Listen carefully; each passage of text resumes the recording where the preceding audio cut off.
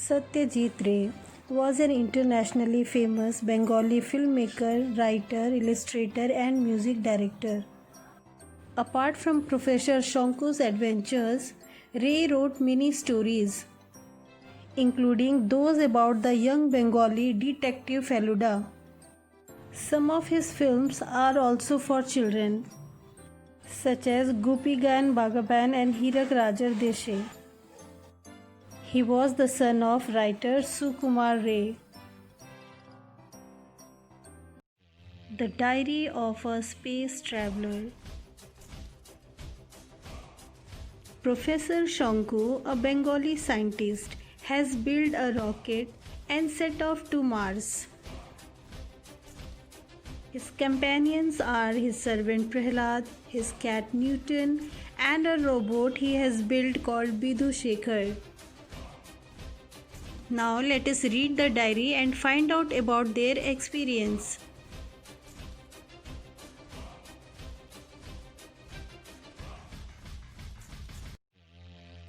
We landed on Mars 2 hours ago. I am writing my diary sitting on a soft yellow rocky mound. Everything here, the trees, the ground, stones and rocks, is kind of soft and feels like rubber.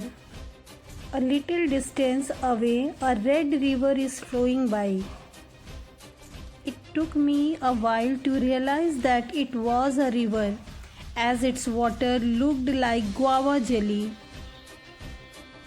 The grass and trees are all blue instead of green. What is green? Is the sky? Everything is the opposite of what we see on earth. I haven't yet seen a living creature. Is there no life on Mars? There is no noise at all, except the slight gurgling of the river. Why is everything so quiet? At first, I was afraid to taste the water in the river. Then I saw Newton drinking it. I cupped my hand and drank a mouthful of water. It tasted absolutely wonderful. I had one sip and all my tiredness vanished. But I am worried about Vidhu Shekhar. I switched him on as soon as we landed, but he did not move. What's the matter? You do want to go out, don't you? I asked him. He shook his head. Why, what's wrong? This time Bidhu Shekhar's voice sounded frightened. Denga, he said. I have no problem in following his words, so I could guess instantly that he meant to say danger. What danger? What are you afraid of? I asked. Bidhu Shekhar answered, Denga, terrible Denga. Danger, terrible danger. He said nothing more, nor did he want to join us. So we had to leave him in the rocket. Only Prahlad, Newton and I set foot on the Martian soil. We have had the most terrifying experience on Mars. As soon as the sun rose, I left the mound where I was sitting. I was thinking of exploring further in bright daylight when a strong fishy smell hit my nostrils, and I heard a strange sound. It sounded as if a large cricket was chirping loudly.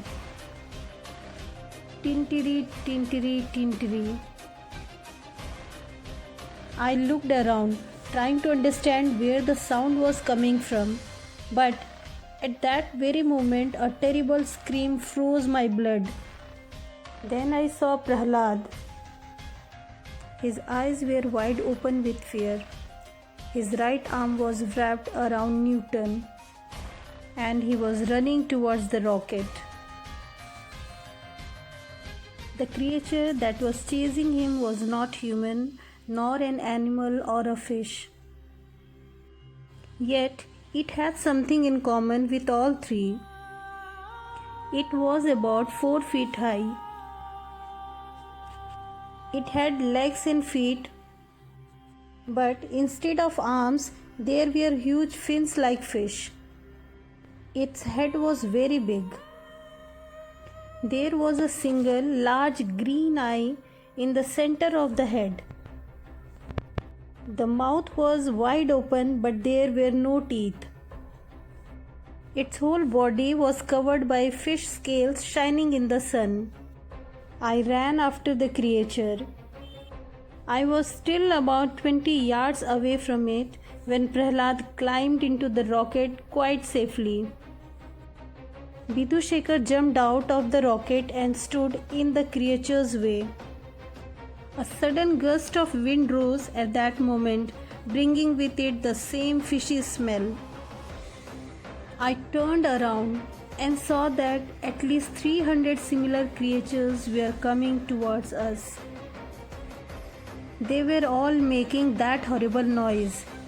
Tintiri, tintiri, tintiri. Vidhushekar swung his arm and brought it down on the creature he was facing. It flapped its fins and fell to the ground. Vidhushekar began moving towards the other creatures. He was not going to try and fight the entire Martian army on his own, was he? Desperately, I pressed the switch on his left shoulder. Vidhushekar fell down and stopped moving. The Martian army was now within 100 yards. Their smell and noise were getting stronger. How could I lift and remove a 90 kg robot? I called out to Prahlad, but got no reply. I began loosening the screw of Vidhushekar's waist. The creatures were getting closer. There were now about 1,000 of them. I managed to separate Vidhushekar's top half from his legs and dragged it back to the rocket. Then I began pulling at his legs. The army was within 50 yards.